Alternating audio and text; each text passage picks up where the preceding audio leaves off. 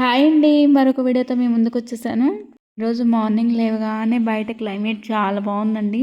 అందుకు పాపను బయటికి తీసుకెళ్ళేసి పాలు తాపేస్తున్నాను. ఫస్ట్ పెద్ద పాపకు తాపేసి తర్వాత చిన్న పాపకు తాపేసానండి. అసలు ఎంత చల్లగా ఉందండి. ఒకవైపు ఎండ వస్తుంది, ఒకవైపు చల్లదనంగా ఉంది. ఆ లోపు మా వారు ఇంట్లోకి వచ్చేసి ఫ్యాను బూజు దులిపేస్తున్నాడండి. బాగా బూజు పట్టేసింది. అది ఓన్లీ ఈ బెడ్రూమ్లో ఫ్యాన్ మాత్రమే అలాగవుతుంది. బయట కూడా అన్నీ నీట్గా ఉంటాయి. మాత్రం బాగా దుంపట్టేస్తుందండి. అప్పుడప్పుడు అలాగ అనేస్తారు. అలాగే రూమ్ కూడా అలాగ అనేస్తూ వస్తున్నారండి మా వారు. మా వారికే రూఫ్ అందుతుందండి. నాకైతే సరిగా అందదు. చైర్ వేసుకున్నా కూడా మనకు అందదు. మన హైట్ గురించి తెలిసిందే కదా. ఆయన అంటే కొంచెం హైట్ కాబట్టి అందేస్తుంది. తర్వాత ఇంకా బట్టలన్నీ వాషింగ్ మిషన్లో వేసేద్దామని చెప్పేసి ఇంకా అన్నీ ఒక్కొక్కటి తీసేస్తున్నారండి. బెడ్ మీద ఉన్నాయన్నీ. అన్నీ బెడ్షీట్ కూడా తీసేస్తున్నాము.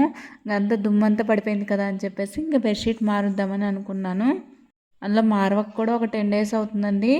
అలాగే పెట్టేశాను. ఇంకేమి అంతగా దుమ్ము పట్టట్లేదండి. అసలు బెడ్రూమ్లో అసలు పడుకోవట్లేదు కదా అని చెప్పేసి ఇంకా నీట్గానే ఉందని తీయలేదు. ఇప్పుడు దుమ్ము పడిపోయిందని చెప్పేసి ఇంకా అంతా క్లీన్ చేసుకుంటూ వస్తున్నాం బెడ్రూమ్ వరకు. మా వారు తలుచుకున్న రోజే లేండి బెడ్రూమ్ క్లీన్ చేసేది. లేదంటే ఊరక పైపైన ఊడ్చుకుంటూ వెళ్ళడం, తుడుచుకుంటూ వెళ్ళడం అన్నట్టుగా ఉంటుంది. అప్పుడప్పుడు ఆయన అలా క్లీన్ చేసిన రోజు మొత్తం క్లీన్ చేసుకుంటూ వస్తాను. మాతో పాటు మా పిల్లలు కూడా మాకు హెల్ప్ చేస్తూ ఉంటారు పక్కన పక్కన. ఇక్కడ చూడండి బెడ్షీట్ నేను పరుస్తుంటే ఇంకా అది పరవడం వస్తే నీకు ఇంకేం లేదని మా వారు వెటకారం చేస్తున్నారు. బెడ్షీట్ కూడా పరవడం రాదా అని. ఇంకా అందుకని చెప్పేసి ఆయన హెల్ప్ చేస్తున్నారు.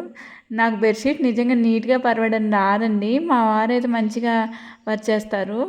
నీట్గా సర్దేసి పెట్టేస్తారు. నేనేమో సైలెంట్గా ఉంటాను. ఆయన ఎప్పుడైనా ఆయనే బెడ్రూమ్ వరకు సర్దేసుకుంటారు. మనం ఏంటంటే పైపైన చేస్తాము అంతే.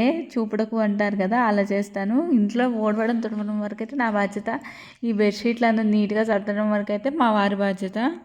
మేము అలా సర్దేశాము, ఆ పిల్లలు పాడు చేశారు. ఇంకేం లేదు. ఇంక నేను ఇల్లంతా ఊడ్చుకుంటూ వస్తున్నానండి. ఎంత దుమ్ము వచ్చేసిందంటే అసలు ఆ ఫ్యాన్కి ఎంత మురికి పట్టేసిందంటే అండి అసలు ఇంకా లాగుతుంటే వస్తున్నట్టు బంకలాగా వచ్చేస్తుందండి. అదంతా ఇంకా అది బెడ్రూమ్ మొత్తం అదే మట్టి కింద పడిపోయిందండి. అంత దుమ్ము వచ్చేసింది.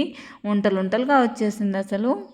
ఎక్కువగా ఇక్కడ జిడ్డు అలాగా తాలింపు గింజలు అలా పెడితే ఎక్కువ జిడ్డు వచ్చేస్తుంది అంటారు. మరి ఇక్కడ ఏం జిడ్డు వచ్చేస్తుంది ఏమో కానీ అంత దుమ్ము వచ్చేస్తుంది. తర్వాత ఇంకా ఇటు కిచెన్లో కూడా ఊడ్చుకుంటూ వద్దామని చెప్పాను. కిచెన్లో ఇంకా చీమలు ఉంటాయి కదా, అవి తోడేస్తున్నాయండి ఆ తలుపు దగ్గర. ఇంకా అక్కడ కూడా అలాగే ఉంటుందండి. ఎటు చూసినా దుమ్ముమయమే ఉదయం లెగిసేసరికి. చూడండి బయట వైపు ఎంత బాగుందో అసలు. మంచు కుర్చుకుంటూ చల్ల చల్లగా వేడి వేడిగా ఎండలో అసలు ఎండలోనే ఉండాలనిపిస్తుందండి. కానీ ఏం చేద్దాం, మనం చేసుకోకపోతే పని ఎలా.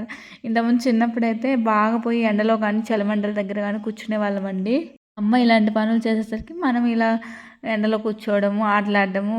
ఇంకా స్కూల్కి వెళ్ళే టైంకే కదా మనం స్నానం చేసేది. ఇంకా అంతకుముందంతా అందులో చిన్నప్పుడు నిద్ర పట్టదండి ఇప్పుడు నిద్ర పట్టినట్టు. అయితే 9 దాకా పడుకోమన్నా పడుకుంటాం. అప్పుడైతే అమ్మ ఎప్పుడు లేస్తే అప్పుడు లేసేవాళ్ళం. 5:30కి లేస్తే 5:30కి, 6కి లేస్తారు. ఇప్పుడు పిల్లలు ఉన్నారండి 9 దాకైనా పడుకుంటారు, 10 దాకైనా పడుకుంటారు. మనల్ని బట్టే మన పిల్లలు అలా తయారవుతున్నారేమో అనిపిస్తుంది. ఇల్లంతా దుమ్మంతా ఊడ్చేస్తానండి. ఇంక తుడవలేదులేండి, నెక్స్ట్ డే తుడుచుకుందామని చెప్పేసి. ఇక్కడ మా వారు లేట్ అవుతుంది, టిఫిన్ కింద ఏదైనా చేసేయమని చెప్పారు. అందుకని ఉప్మా కింద చేసేద్దామని చెప్పేసి వచ్చానండి. అయితే త్వరగా అయిపోతుంది కదా అని చెప్పేసి ఉప్మా కిందే చేసేస్తున్నానండి. ఇంకా అవి నీళ్ళు మసిలిపోయేసరికి ఇంకా ఏదైనా పని ఉంటే చూసేసుకొని వచ్చానండి. ఇంకా తర్వాత రవ్వ వేసేసాను. ఇంకా మా పిల్లలకు బ్రష్ చేయించడం కానీ స్నానం చేయించడం కానీ ఏదైనా ఉప్మా చేసిన టైంలో ఇంకా ఆ టైం అలా చేసుకుంటానండి. నీళ్ళు మసిలే టైంలో బ్రష్ చేయించేసుకొని వస్తాను. తర్వాత ఇంకా స్నానం చేయించేసుకుంటాను. కొంచెం సేమియాలు కొంచెంగా ఉన్నాయండి, అయిపోయాయి. అందుకని చెప్పేసి ఇంకా సేమియాలు కూడా వేసేసాను.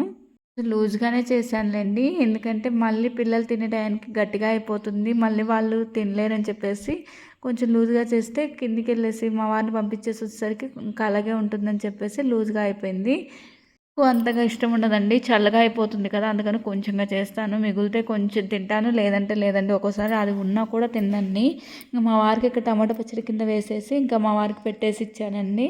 ఇంకా ఆయన పిల్లలకు పెట్టుకుంటూ కొంచెం కొంచెం తినేస్తున్నారు. వాళ్ళు తినరులేండి, వాళ్ళ టయానికి వాళ్ళు తినేస్తారు. మీరు తినేయండి అని చెప్తున్నాను నేను ఇక్కడ.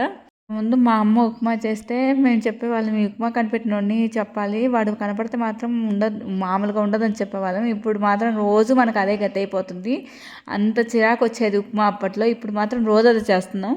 దాకా వచ్చే వరకు మనకు తెలియదు అంటారు కదా, అప్పుడు చేసేటప్పుడు చేసి పెడితే శుభ్రంగా తినేది పోనీకి, అప్పుడు వేరే వెరైటీ వంకలు పెట్టేవాళ్ళము. ఇప్పుడేమో మనం చేసుకోలేక అల్లాడుతున్నాము. తర్వాత మా వారిని పంపించేస్తున్నానండి. ఇంకా మా వారి పిల్లల్ని చెరొక రౌండ్ వేస్తారు కదా, ఇంకా వాళ్ళిద్దరిని ఎక్కించుకున్నారండి. మా చిన్నది మధ్యలో ఇరక్కపోయింది పాపం. నేను మా వారు అనుకుంటున్నా. ఇక్కడే అండి గోరింటాకు చెట్టుకు కాకరకాయలు అన్నీ మాగిపోయినాయండి. పైన ఎక్కడో ఉండేసి అవి చూస్తున్నాను, ఎక్కడన్నా 2 దొరుకుతాయేమో. ఇంట్లో 2 ఉన్నాయి, కలిపేసి చేద్దామని చెప్పేసి. దానికి అసలు టైం పాస్ కావట్లేదండి. కింద వాళ్ళు లేరు పాపం, ఊరెళ్ళిపోయారు కదా, అందుకని చెప్పేసి దానికి అస్సలు టైం పాస్ అవ్వట్లేదు. ఒక్కటే అయిపోయినట్టుగా ఉంది. అందుకు ఇంక ఇక్కడ నాతోనే ఆడుకోవాలి దానికి పాపం. పిల్లలేమో ఆడితే దానికేమో నచ్చదు. అదేంటంటే దీన్ని లాగేస్తుంటుంది, కొట్టేస్తుంటుంది, అలా చేస్తుంది. ఇదేమో అలా చేస్తే అస్సలు ఒప్పుకోదండి. తాలింపు గింజలన్నీ కింద పడిపోయాయండి. ఇంక అందుకు అవి ఊడుస్తుంటే నాకు ఒకవైపు ఊడుస్తున్నాను, మా అమ్మాయి ఒకవైపు పని పెట్టేస్తుంది. ఇంక తర్వాత పిల్లలకు కూడా తినిపించేసానండి. వాటర్ హీటర్ వేసాను అనుకున్నాను, హీటర్ పెట్టేశాను, స్విచ్ వేయకుండా వెళ్ళిపోయాను కిందికి.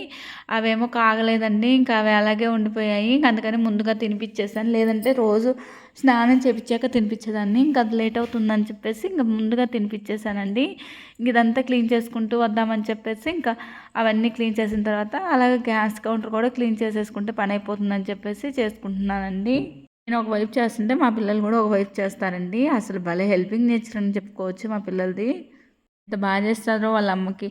ఇంకా ఆ తర్వాత ఇక్కడ ఇంకా సామాన్లు ఉన్నాయి కదా, అవి కూడా తోమేసుకుందాం, అలాపు మంచిగా కాగిపోతాయని చెప్పేసి ఇద్దరు పిల్లలకు ఒకేసారి ఒకే బకెట్లో పెట్టేస్తానండి. ఒకరి తర్వాత ఒకరికి పోపిచ్చేసి పంపించేస్తాను. అందుకు ఇంక ఇద్దరికి కాగేస్తాయని చెప్పేసి ఇంకా ఇవి కూడా క్లీన్ చేసుకుంటున్నానండి. ఇంకా పిల్లలకు స్నానం చేపించేసాను, చేపించేసి ఇంకా రెడీ చేస్తున్నానండి. మా పిల్లల్ని రెడీ చేయడానికి దాదాపు నాకు ఒక అర్ధగంట పడుతుందండి. ఒకరు డ్రెస్ వేస్తే ఒకరు తీసేస్తారు, అలా చేస్తుంటానండి. పుట్టి పెట్టాలన్నా కూడా అసలు ఎంత మారం చేస్తారో మా పిల్లలు. మా పిల్లలే ఇలాగ ఉంటారా, అందరూ ఇలాగ ఉంటారా అనిపిస్తుంది. ఇక్కడ వాళ్ళ అక్క దాని స్వెటర్ వేసేసుకుందని అది ఏడుస్తుందండి, దానికి కావాలని చెప్పేసి. ఇద్దరు దానికోసం కొట్టుకున్నారండి, ఒక యుద్ధమే జరిగిపోయింది అంతకుముందు. అందుకు దాన్ని తీసుకొని నా ఒళ్ళో పడుకోబెట్టుకున్నాను. చిన్నది కొట్టేస్తుందండి వాళ్ళ అక్కను బాగా. మా పెద్దదే ఏమందు కానీ కొంచెం భయపడుతుంది. ఇది మాత్రం దాన్ని వేస్తుందండి పట్టేసి. ఇక్కడ పాప తేనె కావాలన్నదని తేనిస్తున్నానండి. ఎక్కువ తినకూడదు, జలుబు చేస్తుంది అని చెప్తున్నాను. ఆల్రెడీ జలుబు ఉంది పిల్లలిద్దరికీ. కొంచెం వేసిచ్చానండి, సరే కొంచెం తినవే అని చెప్పేసి. ఇక్కడ కాకరకాయ కూర కింద చేద్దామని చెప్పేసి చేస్తున్నానండి. కాకరకాయలు ఫ్రై చేయడానికి ఎక్కువగా లేవండి, ఇంట్లో 2 ఉన్నాయి, కింద 2 దొరికాయి, అవి పట్టుకొని వచ్చేసాను. ముందుగా చూస్తుంటే ఉన్నాయండి, బాగా మాగిపోయినాయి పైన, అయినా పైన ఉన్నాయండి. అవి ఎలా కోస్తారు, అవి అందరిని కూడా అందట్లేదు. కింద ఉన్న 4 పట్టేసుకొని వచ్చేసాను.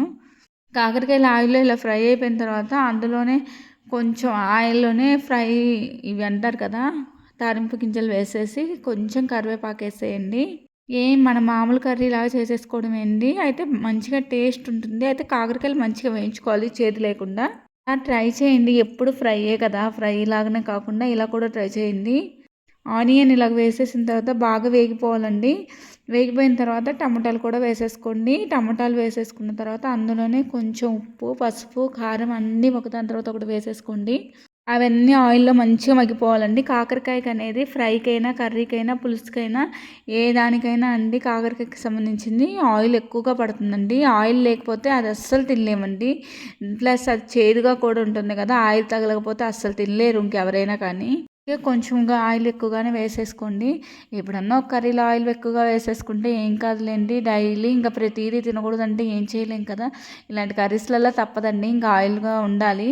ఇంక ఇలాగ వేసేసుకున్న తర్వాత నేను ఇక్కడ ఫోన్ మాట్లాడుకుంటూ చేస్తున్నానండి. మా పెద్ద మామయ్య వాళ్ళ కోడలు ఫోన్ చేసింది, అంటే నాకు తోడుకోడలు అవుతుందిలేండి. నా అమ్మాయితో ఫోన్ మాట్లాడుకుంటూ చేస్తున్నాను. ఇంకా కాకరకాయలు వేసేసిన తర్వాత కొంచెం ఇది ఏమంటారు, తెల్లవాయలు దంచేసి వేయండి. తర్వాత కొబ్బరి పొడి అండి, కొబ్బరి పొడి వేసేయండి, అంతే అండి. కొంచెం బెల్లం ముక్క కూడా అండి, నేను చూపించలేదు మరి, అవి చూపిస్తాను అనుకుంటా లాస్ట్లో. బెల్లం ముక్క అలాగ వేసేయండి, చాలా టేస్టీగా ఉంటుందండి, తీపి తగులుతుంటుంది. కొంతమంది చక్కెర వేసేసి, నేను కూడా చక్కెర వేస్తానులేండి, ఫ్రైలో వేసేస్తాను ఎర్రగా వస్తుందని. ఇందులో బెల్లం ముక్క వేసాను.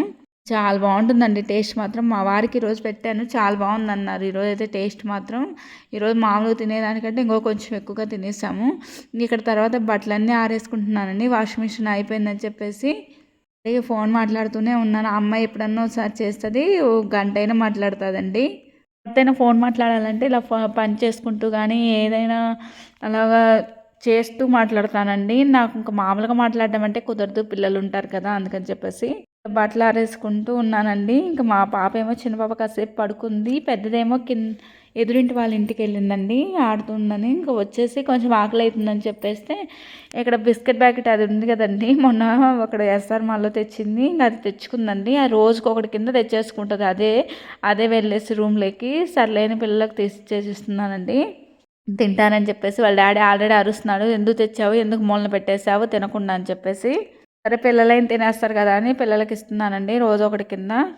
పిల్లలతో పాటు నేను కూడా కొంచెం తీసేసుకొని తిన్నానండి.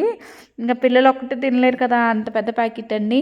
తలా ఒక పీస్ తినేసి పక్కన పెట్టేసామండి. ఇంకా కాసేపు టీవీ చూస్తానండి. ఆ టైంలోనే ఇంకేదో ఒక పని చేసుకుంటూ ఇక్కడ నూనె అనేది పిల్లలకు పూద్దామంటే అండి ఎప్పుడు చూసినా గడ్డగానే ఉంటుందండి. ఉదయం పెడితే సాయంత్రానికి గడ్డ కడుతుంది, సాయంత్రం పెడితే ఉదయానికి గడ్డ కట్టేస్తుంది.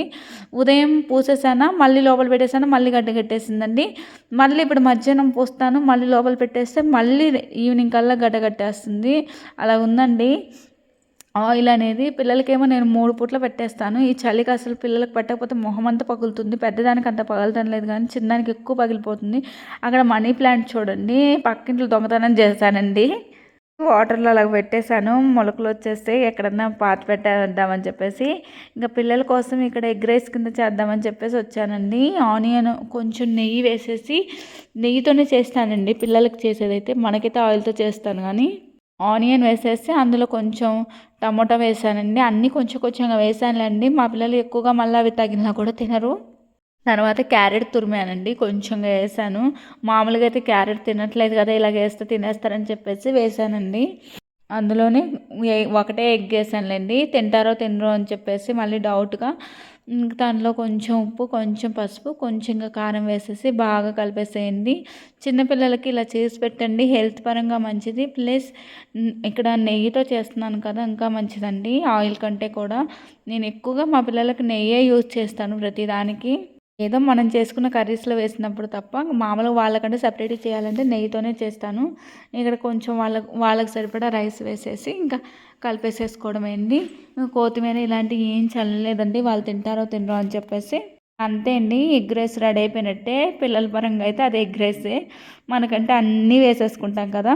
తర్వాత పిల్లలకు తినిపించేసానండి. మా వారు వచ్చారు, మా వారు వచ్చిన తర్వాత మా పిల్లలు చూడండి మా ఆయన్ని ఎంత ముద్దులాడేస్తారో.